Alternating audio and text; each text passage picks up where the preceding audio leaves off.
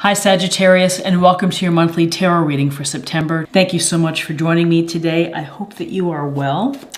And let's get started. Let's get right into it and see what the energies and messages are for Sagittarius in September. We have some air energy to begin with. For the awareness of the week, what you need to be thinking about. You may be having you may be coming to a fork in the road, a crossroads perhaps, or a decision that you're not ready to make.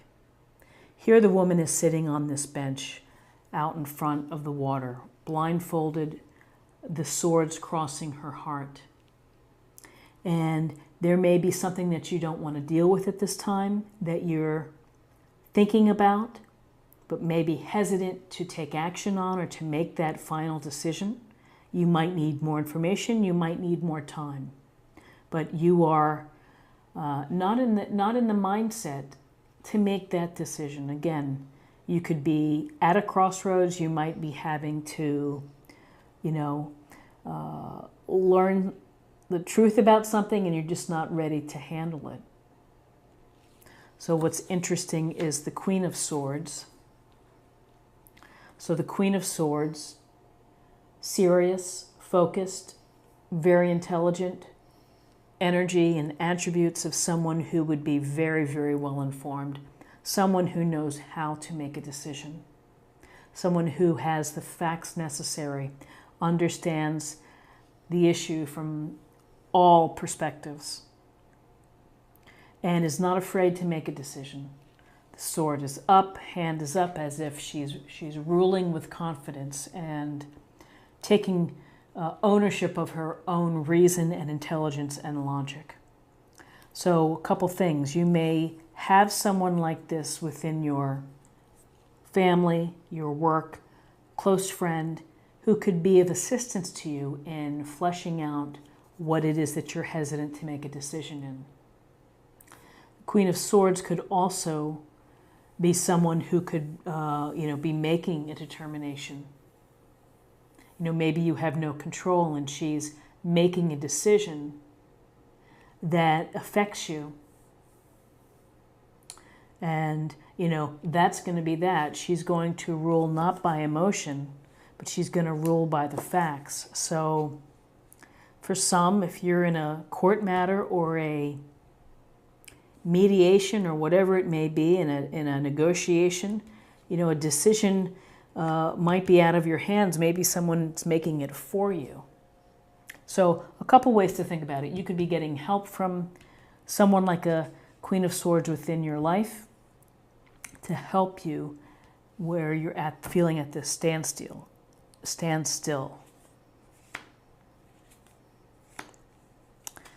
Okay, so we have Major Arcana, the Judgment. So literally we see the angel blowing the horn to the dead people rising out of the coffins.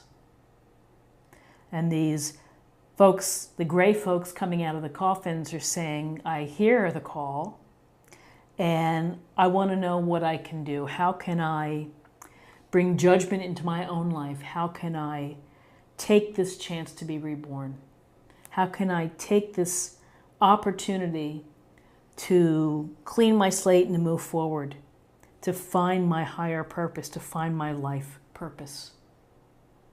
I'm ready now, and I'm opening up to you, the universe, to the angels, to spirit, to guide me, to set me on my journey for the right path. So here's the Judgment card: rebirth, a reawakening, using your own self-knowledge to help move the future. And then we have Death, Major Arcana as well.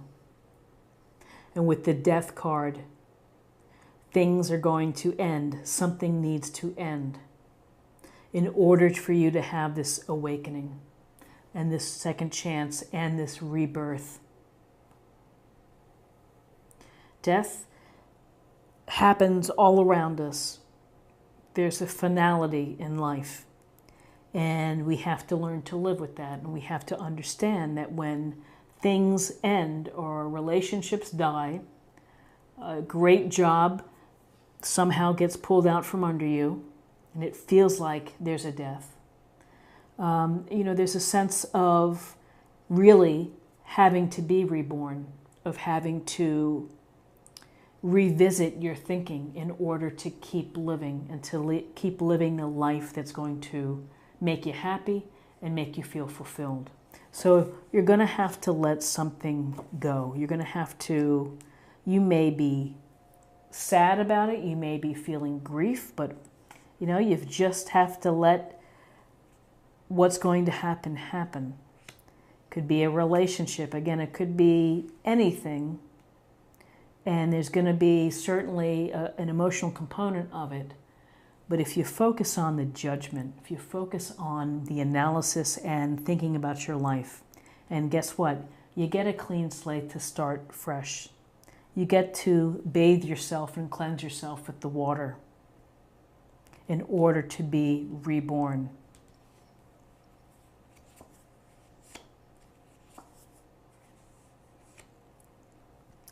Okay, so we have a sense of, this could be conflict, it could be arguments, it could be disharmony, people not working together. So this is like the daily pettiness of life sometimes with our relationships, where people are, being competitive or territorial, or, they want what you have, and there's no sense of working as a team. So how do we get past this? Well, we just find a way to negotiate. We find a way to compromise. And again, here's the Six of Cups. At the heart of the Six of Cups is really about gentleness and kindness, of being gentle and kind without expectation of something in return. It's coming from a sincere and a good place, the act of kindness. You can see the child is giving the younger child a cup full of flowers. He doesn't have to do that, but he wants to do it. He wants to make her feel good or feel happy. So the kindness needs to transfer over to this conflict situation. I would also say that with the Six of Cups, again, cups, there's a possibility that you are revisiting the past, that you're thinking about what has happened before. Maybe it's a sense that it's hard to let go here, and you're still thinking about what's ended. Don't live in the past. Be in the present. Acknowledge the past for what it was. We learned from our past. We've had joyful times. And, it's one thing to be catching up with an old friend, meeting for a cup of coffee. It's another thing to keep pining for an ex, or for a time that can't come again.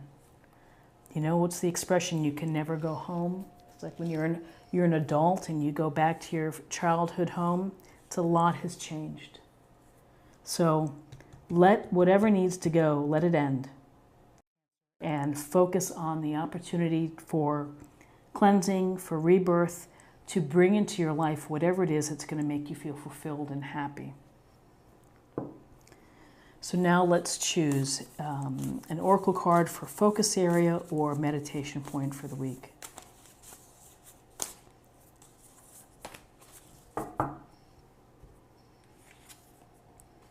Journey by moonlight. Believe in magic. Journey by moonlight, and maybe this is indicative or predictive of your new journey, of your opportunity to be reborn, for rebirth, to find higher purpose within your life. And maybe through all of these evaluation and letting things end, maybe you're in the position to make the decision if the decision hasn't been made for you. Let's get an idea of your emotional self or spirit.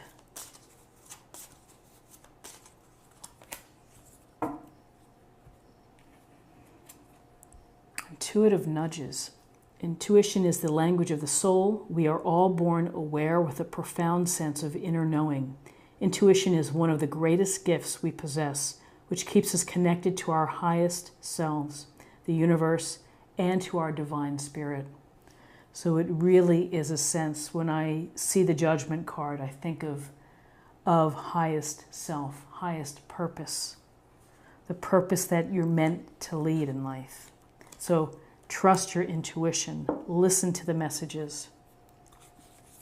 And finally, let's choose a card for love, and we'll see what we have.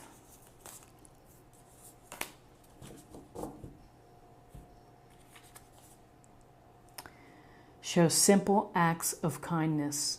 A simple act of kindness can energize you and bring happiness to those around you. So I think this card showed up in another sign. And so we're getting really strong messages about being gentler and kinder with each other, of showing consideration and love and coming from a place of being sincere and genuine. And when you're able to do that, you know, it does energize you. It's very, very rewarding to be kind and just, you know, become such a habit of being gentle and kind. This is what I have for you for the week, and I hope that something here resonated with you. If it did, please subscribe if you haven't already. Like, share, and comment. I'd love to hear from you. I hope you have a terrific week, and I look forward to seeing you next week. Take care. Bye-bye.